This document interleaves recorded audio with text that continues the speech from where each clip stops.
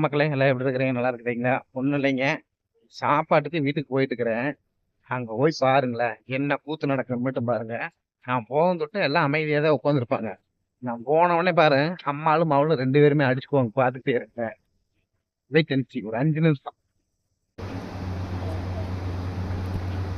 என்ன அமைதியா இருக்கிறீங்களே ரெண்டு பேரும்? என்ன டிவி என்னமோ நோ சிக்னல் வந்திருக்கு? என்ன நான் வைக்கிற டிவி வச்சாத்தே ஓடும்.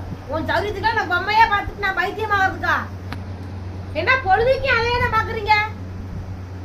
நானும் உங்க வீட்டுல மாறி வச்சிருக்க மாட்டேன் இருக்கேங்க. நைட்டு ஃபுல்லா நீ தானே பார்த்துட்டு இருக்க. நைட்டு ஃபுல்லா நாடகம் பார்க்கணும். பகல கொஞ்சம் படம் பார்க்கல. அதுக்கே அவத்தி அவத்தி போடுற. நான் எங்க அமுத்துறமா?